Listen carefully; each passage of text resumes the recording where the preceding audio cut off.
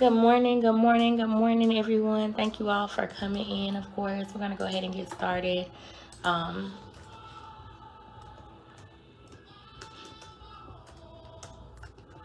thank you all for, of course, being here this morning. Thank you all for constantly coming in and being with us each and every day. I appreciate you all. Of course, we will go forward, continue to continue to share the live, um, continue to share the live, continue to tag. If you can see on your screen at the very top, there is a link that has been added to the live. If you follow that link, it will take you to the Eventbrite. So that way you are able to get your ticket. Excuse me, you are able to register. I gotta get that ticket out of my mind. You are able to register for the Empowerment Gathering 2024, the year of the encounter. So registration spots have opened. Like I said, if you follow the link in the live, it will take you to the Eventbrite where you are able to go ahead and register your spot for November 1st and November the 2nd. The Eventbrite will give you the itinerary of what to expect. So you will have the itinerary. So go get go there as soon as possible. Let's go ahead and get those spots, your spot registered today, so that way we are able to come together and really feel like a community. I mean, we feel like a community, but sometimes being online is one thing, but to be together in one room and bringing other people with us, it just feels different. So if you have time today, share the link with somebody. But also, like I said, go get your spot today. Early registration has opened, so you are able to go and follow the link right there.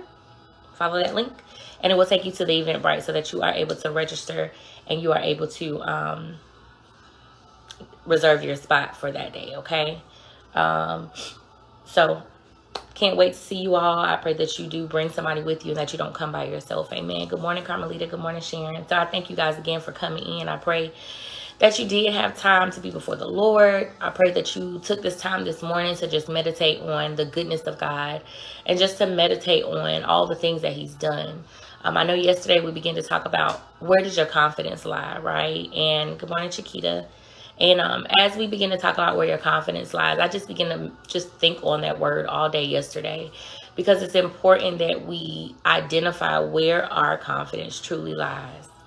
And does it truly lie in God, or have we allowed our confidence to be in something that is superficial, that is not going to be able to provide to us the very thing that we need to fill those voids that we have in our lives? And so I began to think about that yesterday. And I know this morning I said we were going to talk about, how to build your confidence in God. How do you build your confidence in God? And also, what does confidence in God produce? But this morning, as I was, getting ready to come on live this morning. Good morning, Janice. Good morning, Tamika. One of the things that I really began to do is I began to sit back and just think about the goodness of God over my life. I'm 35. I just turned 35 this year. And I know sometimes a lot of people that are older, they may say, oh, you're 35, you're still young. But when I look back over the 35 years that I've been here, the 35 years that God has blessed me with, I begin to think about all of the goodness of God. I begin to think about how it has truly followed me all of the days of my life. I begin to think about the times where I should have lost my mind and I didn't. I begin to think about the times where I should have been dead, but God saved me. I think about, and He intervened. I think about the times where I could have allowed those thoughts in my mind to take over me, for me to try to take my own life. But God says, no, He intervened. I think about the times where I was sick in my body, and the very thing that I was sick with, it could have killed the next person, or it did kill the next person. But God says, you still have something that I need for you to do. You still have purpose. You're not finished yet. Your story is not finished yet. And so when I just sat back this morning, I just began to think over my life and just think about the situations and scenarios and, times and moments and all of those things, I truly began to identify that God is good, and that those are the very things that have built my confidence in God. Once I have sat back and really thought about my own testimony. See, sometimes we want other people to tell their testimony. Of course, we know that we are overcome by the testimonies. We know that the word tells us that. But that includes your own testimony. So when you sit back and you look at when you sit back and you actually look at your life and the things that God has done for you, is that not enough to build your confidence in who He is in your life? Is that not enough? Has He not done enough for you up until this very moment that you can say, God, if you don't do another thing for me, that I am still going to trust you?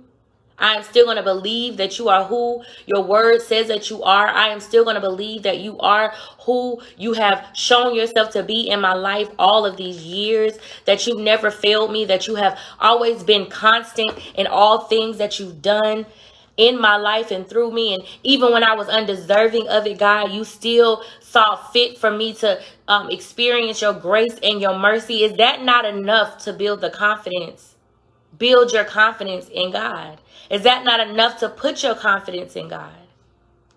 I'm pretty sure many of you on here, you've probably had near death experiences. You probably had things that have happened to you that should have killed you and it didn't. You probably are going through things that may make you question, that would normally make you question. But because of all the things that God has done so far, it has built a measure of confidence in God that allows you to continue to go before Him, that allows you to continue to pray, that allows you to continue to cast your cares on Him. It allows you to continue to approach Him each and every day because of the things that He has done. And so you truly know that this thing, if He did it for me before, He'll surely do it for me again. And this right here, what I'm going through, is just a small measure of building my confidence. It's just a small level that I have to go through in order for me to get to the next level, because God is building my confidence in Him so that I can trust in Him always. I can trust in Him wholeheartedly. I can put my faith in Him, that because He has been showing me over and over again that He is the security that I need, that He is my assurance that I need each and every day. Has your confidence not, when you look back over your life, is that not enough just to start building your confidence? Is that not enough to be a confidence builder? Is that not enough? Just you waking up this morning and breathing and having the activity of your limbs and being able to see and speak and being able to provide, and waking up in a home with a roof and being able to wake up and go in your kitchen and be able to get food and things of this sort. These are things that we should be able to look at God and say, God, my confidence lies in you, because God, even when I didn't know how it was going to happen, God, you made sure that it happened. You have always provided. You are the source of all things. You are the source of all things. You are my provider. You have been just that to me and more. And so is the things that you have overcome, that God has allowed you to overcome in your life, is that not enough to build the confidence within you that it should be in God, and not in all of these superficial things that we have allowed our confidence to be in all of these years? It's funny to me, because as I was getting prepared this morning and ready to, come before you, I began to think about, I recently went on a plane. I haven't been on a plane in years. I used to fly all the time because my apostle is ex-military, so he's retired military. So we used to fly all the time whenever he would get stationed somewhere else, right? And as a child getting on the plane, I never had a fear because I did it so much.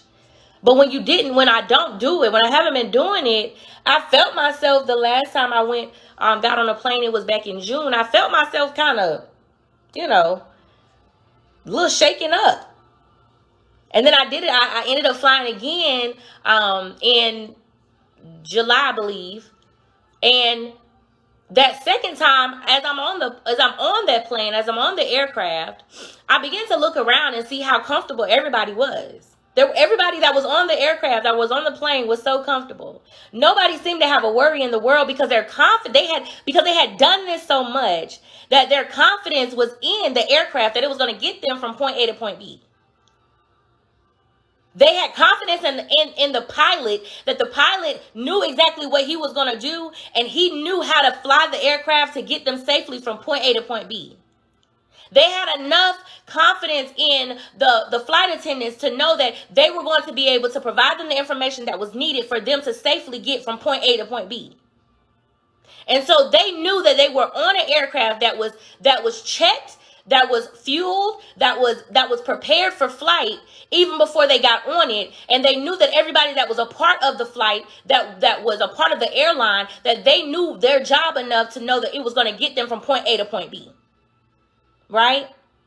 And so as I sat on the aircraft and I began to just observe everybody and how comfortable they were, people were instantly falling asleep as soon as you have to be comfortable and confident to fall asleep. Right? And so as I'm on the aircraft and I'm seeing how comfortable these people are and how confident they are in these strangers. These are strangers. Right? I begin to realize that it's so sad that we have confidence in strangers. We have confidence in people that we don't know. We have confidence in people that have that because of their knowledge of in a thing, we have confidence that they're gonna do what they're supposed to do. But when it comes to the all-knowing God, when it comes to the God, the one that created you in his image and in his likeness, when it comes to the God that knows your beginning and your end, when it comes to the author and the finisher, when it comes to the very one that created this very earth that we live on, when it comes to the very God that is bigger than anything that we could ever face, our confidence seems to be shaky.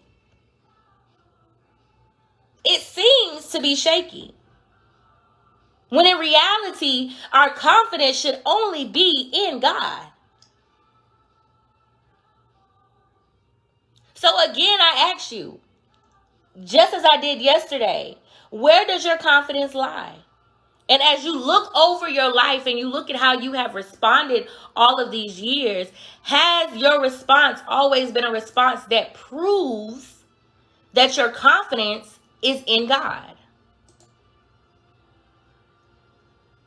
Or is it that your confidence has always lied in things that are superficial, that have not been able to sustain you, that have not been able to fill you, that have been things that have been sent from the enemy to distract you?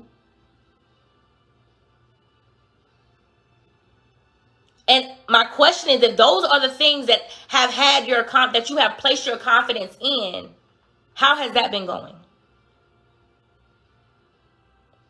How has that been going? Because we understand that confidence means the feeling or belief that one can rely on someone or something. It's firm trust, right? It's belief, it's faith, it's credence, it's conviction, it's reliance, it's dependence. And yesterday we talked about all the things that we have allowed ourselves to be dependent on when we begin to go through things. When chaos and trials and all these things start hitting our house, our response, your initial response to what you turn to during those times, those trying times, those things have now become the very thing that you have placed your confidence in. You trust these things. And they have become your idol. They have become your God. So it's important that we're not putting our confidence in superficial things.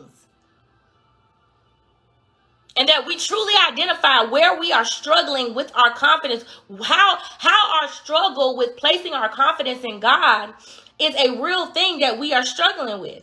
God, we have to be to the place where we can be real, not only with ourselves, but we can open up our mouths and verbalize that, God, I am struggling. He knows it. But God, I am struggling with being confident in knowing who you are in my life. I am confident. I am struggling and I'm lacking in areas where I need to work on my trust in you.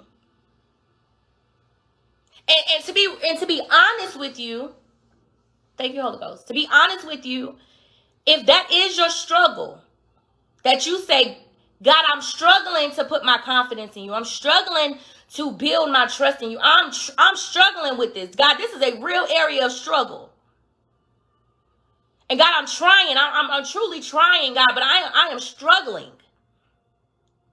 And if that is something that you're able to open your mouth and say, if that is your struggle on today, I want to be the one to tell you that 9 times out of 10, you are trying to measure. The reason why you're struggling is because you're trying to measure your confidence in God and the confidence that you had in man that was broken. You're trying to measure your trust and your security in God up against the trust and security that you had in man that was broken. At some point in your life, your trust level or your confidence that you had in an individual that you thought was never going to fail you was broken. And so now when you go before God or you are trying to build a relationship with God, what tends to happen is you now begin to see that, oh my God, God, how can I trust God? How can I trust God? How can I trust God? If I've never seen anybody that has kept their word. I've never experienced anybody that has been faithful. I've never experienced anybody that has, what they say they do. If they've stuck to their word, they've always been dependent. I've never experienced that, not realizing that God is not like man.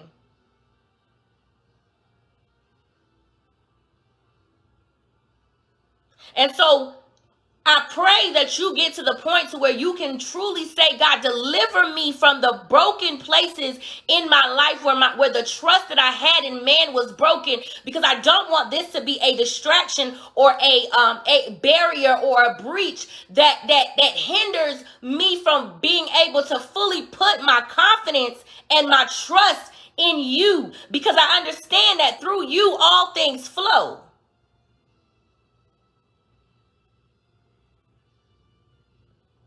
So I'm here to tell you, I apologize to you for the things that may have happened to you that broke your trust. I apologize to the things, that for the people that misused you and abused you, that mishandled you, that mistreated you. But the God that we serve is not like man, and he will not do those things. So you have to get to the place where you are truly able to be delivered from the hurt and the pain of your trust being broken, of your confidence in these people being broken, so that God can heal these places, so you can now fully put your trust and confidence in God. Because that's where it goes. That's where it lies.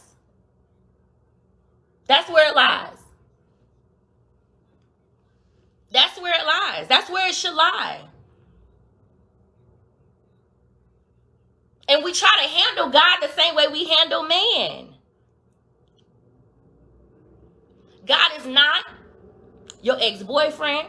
God is not your ex-girlfriend. God is not the people that have hurt you. God is not your abuser. God is not these things. God is sovereign. He's a ruler. He is the king. He is the creator of all. He is a healer. He's a provider. He goes with us into war, and he fights on our behalf.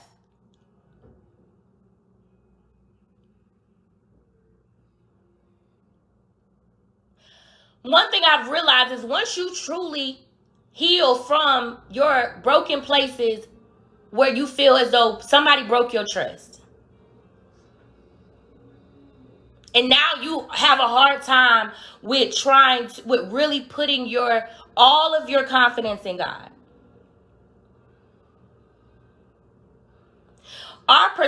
Once you fully get past that and you get delivered and you get healed and set free from that area, and your confidence is now in God, and you begin to build up your confidence by reading his word, by knowing who he is, knowing his promises, It builds your confidence when you're able to read his word, know what his word, know his characteristics, know his promises to us, and then to begin to see them manifest day after day after day. My mercies are new every day. That's what his word says.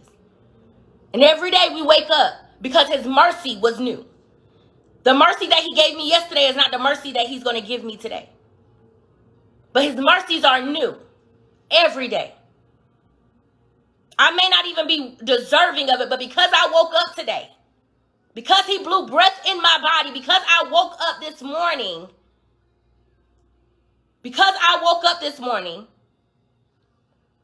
his mercy, he extended his mercy and his grace. And so one thing I've realized is once you are able to fully heal and you begin to be able to put your trust and be confident and put your confidence in God, your perspective changes on a lot of things. Confidence in God will change your entire perspective on everything that happens in life. Example. So, I may have talked about it before, I'm not sure. But in 2021, this is my testimony, right? So I pray that this is something that can build, but this is something that also builds my confidence as well. Good morning. Good morning, Livette. So in 2021, I ended up having issues with blood, right? I always said that I related so much to the woman with the issue of blood because I felt her pain. When I read those scriptures, I literally could see myself pushing my way through the crowd just to touch the hem of his garment because of the way that I was feeling, the way that my body was feeling. 12 years, it wasn't 12 years that I had been going through that, but it was close enough, right? And so, and again, I'm going to explain why I said your confidence in God will change your perspective, right? So I had just, this is when I had had my second child. This is after I had my second child. So, before, up until that point, God had done so many things, right? I had been delivered from living a life of homosexuality. I give my life back to Christ. Christ renewed my mind, renewed my heart. He healed me. In my inside, all these things began to be healed. I met my husband. God handed me, it was like, here you go. I met my husband who had been there the whole time, but I did not recognize him because I was new, and in my newness, my perspective had changed. And so, met my husband, and like I said before, even before I met my husband, I was 18 years old. I met my husband, I was 20 in 2016, but when I was 18 years old, I ended up getting told by the doctors that I was going to have to have a hysterectomy at 18. My mama said no. I said no, it's not happening, right? Because of my issue with blood.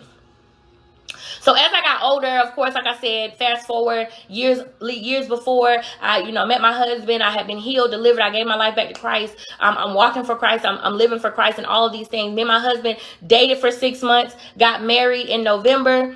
And as soon as I got married, I was pregnant by December 26th. December 26th, I found out I was pregnant with my first son.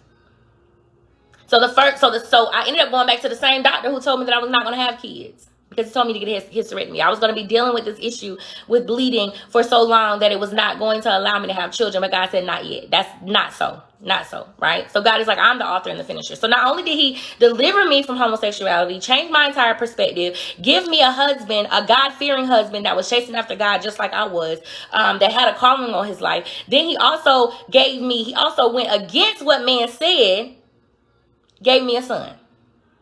My son was my promise, right?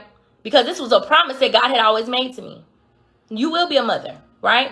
So these are things that are constantly happening within the same year. All these happening within the same year where all these things begin to build my confidence in who God was in my life. It began, every freaking situation began to build my confidence in who God was in my life. Fast forward, that was in 2017. Fast forward 2019. I ended up getting pregnant, having my daughter. My daughter was something we prayed for. She was an answered prayer. Because we prayed that we had a girl, right? So we had her, and after we had her, the bleeding had ceased. I had not had any issues. Once I got married, y'all, the bleeding issue stopped, right? The bleeding issue stopped. And so I knew, I was like, God, you have healed me. I thank you, Lord, you have healed me. I went so long with this issue, but God, you healed me, and I thank you. So when after I had my daughter in October 2019, I'm going into 2020. And in 2020, in about April, the issue wanted to revisit me. And so I remember going from April until October, I bled. And I remember just how I felt, during that time. And I kept saying, my prayer was, God, heal me. God, heal me. God, heal me. God, heal me. You've done it before. I know you can do it again. God, heal me. Heal me. Heal me. Not realizing that God had done all these things in my life over the past 5 years, 4 years. He was proving to me who he was. He was building my confidence in who he was. Right? And so he also wanted this very thing, and this is truly what I have a conviction about. I have a conviction about the fact that I believe that God had this very issue to revisit me. Because he said that I need your perspective. I have done all these things over these years to prove myself, to prove that I am who I say I am. That nothing that man says will ever stop the very thing that I have written for your life. God, I thank you. And so I truly believe that this issue revisited me. See, like we say, sometimes we give the devil too much credit. We give him too much credit. Because I don't believe the devil had any, he tried to put his hand in it when it started happening, because he tried to play with my mind. But God says, I need this to revisit you, because there is one more step that I need for you to do when it comes to your confidence in me. And I need your perspective to fully change. Because I'm going to use this very thing to change your perspective on what you think I should do. Because I am God. Right? And how I do it. And so I said, God, heal me, God. I kept saying, heal me, God, heal me, God, heal me, God, heal me, God. God, I want you to heal me. That was my prayer from April until October. Sharon is on here, I believe, but Sharon can tell you, my mama had to bring me to their office when I went in to see the doctor. I had to have an emergency appointment, thank God for Sharon, because she got me in the same day. But I had to have an appointment where I got squeezed in so I could come in. I believe it was around maybe June, July, August time frame, where I went in, and I had been bleeding for so long that I did not realize that the reason why my body was feeling the way it was feeling was because my hemoglobin had dropped down so low. By the time I got to the doctor the day that I did, my mama had to help me walk in. I was so weak. I was at a 5. My hemoglobin was at a 5. And if anybody knows your hemoglobin level, I believe it's supposed to be between any old thing over a 12 or a 13. But it had been, and I was continuously losing blood. Stay with me, y'all. I'm getting somewhere. So the reason why I say that confidence in God changes your perspective is because my prayer this whole time was, God, heal me. God, heal me. God, heal me. I even remember preaching, because this is around COVID time. I remember preaching, and the word that I preached was about the woman with the issue of blood while I was bleeding. So I don't think that was just by coincidence. No, I knew that God was using me in that moment, and God was trying to change my perspective. So I believed that he was going to heal me, because I believed that this God, the same God that I served, that had provided me with a husband, that had given me, freedom, that had freed me and loosed the chains and broken the strongholds, the same God that had given me my promise, which was my son, the same God that had then gave me the very blessing. He answered my prayer, my blessing, my daughter. He had given me this husband that was chasing after God just as much as I was. He wanted to show me I knew that he was going to heal me because he had proven himself. But where the perspective comes in at is how he was going to do it. So as I began to prepare and get on this track, get on this healing train, according to my medical doctor put me on this healing train, right? Because I went through a series of things that I was trying to do to get my hemoglobin up, to get me to stop bleeding and all of these things. And the very last stop on that train, I think at 31, I was 31. The very last stop on that train was, do you want to have a hysterectomy? You have 2 children. If this is what you want to do, you're able to do it. And I begin to sit back and I'm like, God, no, I don't want to have a hysterectomy, God. I don't want that. I don't want that, because in my mind, I know that God, I have always said that God, I'm gonna be a mother, and I just begin to say, no, God, I don't want that.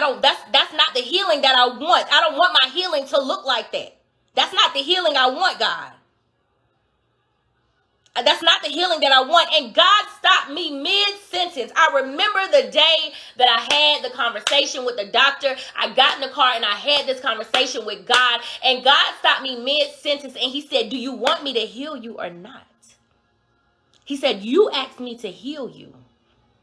But the way you want me to heal you cannot be according to your own perspective, but your perspective on healing has to change.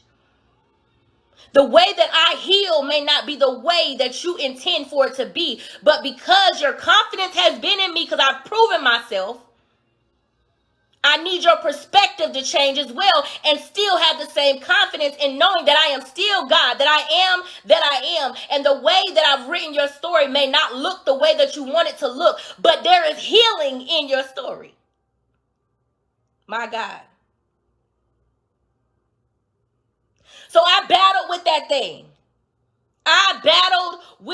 And I said, God, if this is how it's going to happen, let it be. Let it be. If this is how it's going to happen, let it be. Because this is not my life. This is your life. I've given my life to you, God, and I've told you this is what I've asked you to do for me. And God, I can't put parameters on how you want to do it. God, I'm asking you to heal me. And if my healing is in me having to have a surgery in order to be healed, God, I will do that. But because of the confidence that I had to sit back and think about all the things that he had already done for me up to that point. Even with my son, I tell people all the time that I am a woman who has had 2 children, but I can't tell you what a contraction feels like, because even though the man said that I would never have kids, and I ended up having not 1 but 2, but each of those children, when I was pregnant with my son, my body did nothing. My body, women, if you're a mother, you know your body begins to prepare for labor. My body was not preparing. I was 40 weeks pregnant, 40 weeks and 4 days pregnant with my son, and my body was not showing any signs of labor anywhere in my near future. And so I did not want to have him cut out of me. But then again, even before the hysterectomy, God says, I need you to know that I've given you the promise that I have promised to you. So no matter how he gets here, we're going to get him here. So I had to come to terms that, God, you've already done your part. So it's my responsibility to just show up and allow however it is for him to come out, for him to be here. And that built my confidence. So when I got pregnant with my daughter and my body did the exact same thing, I said, God, no matter how you got to get her here, because she is also an answered prayer. So God has shown me over and over and over and over and over again through so many situations that my confidence has to be in him. And because of my confidence being in him, my perspective on how he operates is different. My perspective on situations are different. His ways are not our ways. That's what the word says. He said in Isaiah 55:8-9, it says, for my thoughts are not your thoughts, neither are my ways your ways, declared the Lord. God, I have confidence in you, enough confidence to know that you know better than I know. That you have more, you know the beginning and the end. And so my confidence must lie in the beginning and the end. In the creator, the creator of all things. Because even if it don't make sense to me, all things make sense to God because it's a part of his plan. So I pray that you allow your confidence in God to be built so much to the place to where God, no matter what I'm fighting up against today, my perspective of this is going to change. Why? Because I know that you are the creator of all things. You know the beginning and the end. You have already written my story. And so, God, I know that you know better than me. And I have confidence in you to know that you are not going to take me to a place or take me through a thing and let me stay here and die. But I know that you are a deliverer, that you will fight my battles for me. Not only are you going to fight them, but you have already won the victory. So it's important. This is why building your confidence in God is so important, because no matter what you go through, if your confidence is in God, there is nothing that is going to shake you, your position, your perspective, your thoughts on things, on that situation. It's not going to shake your relationship with him. But just as David said, as we read yesterday in Psalms 118, we read that just as David said, that I will wait patiently on the Lord, because I know he hears me. He hears my cry. And see, after all of those experiences that I had went through, I knew that if I continued to cry out to God, that he was going to answer my cry. I had enough confidence that I was going to wait. I wasn't going to move. I wasn't going to do anything until he answered my cry. Because I had enough confidence in him, enough security in him, enough assurance in him to know that he was going to hear me and he was going to answer. He was going to answer.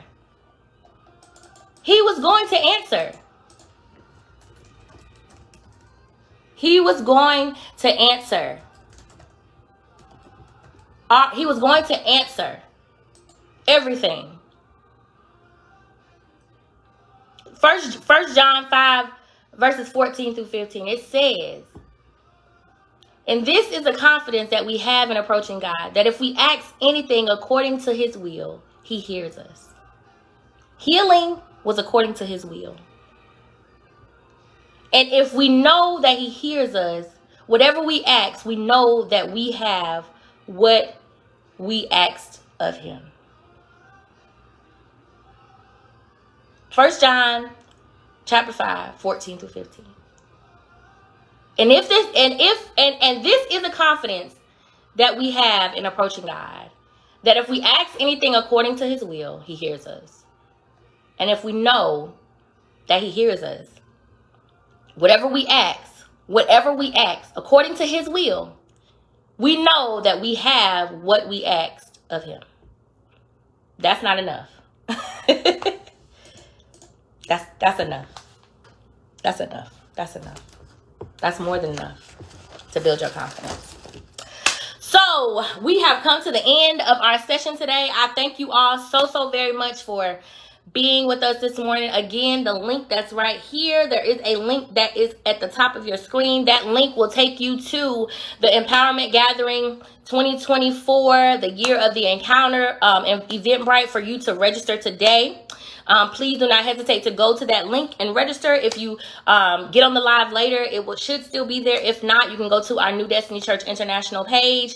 That is also listed there, so that way you are able to go to the link and go ahead and get yourself registered. November the 1st through the 2nd, it's going to be a powerful time here in Columbia, South Carolina. You do not want to miss it. November the 1st through the 2nd, you do not want to miss it. So please, please, please go and register today. Early registration has started now, and I think it's October the 5th is when late registration will begin. So get your tickets now so that way you can get it at the I keep saying tickets. Register now so that you can get your registration at the lower rate. So that way you don't have to pay that extra rate because you waited to do it. Let's not wait, okay?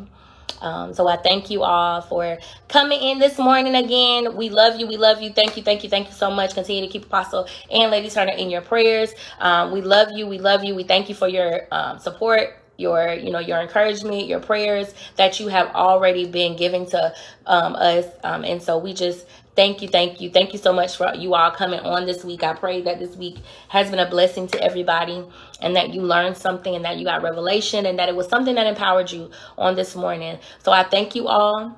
I love you so much, each and every one of you.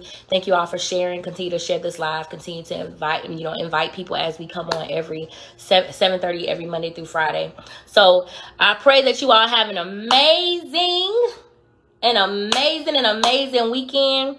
Like I said, make sure that you are going out and you are sharing the word with someone, right? Thank you all, love you all, thank you all, that you are sharing the word with someone, that you are showing the love of Christ to someone, even on the weekend, on your day off. God just gave you more time to spread his word, to spread his love, to introduce somebody to Christ. So take the time this weekend, enjoy your families, but also do not forget about those who are lost and who are, need to be delivered and who need to know who God is. So everybody have a great weekend. I love you. Have a great work day. And again, until we see each other on Monday, have a blessed one, and we love you.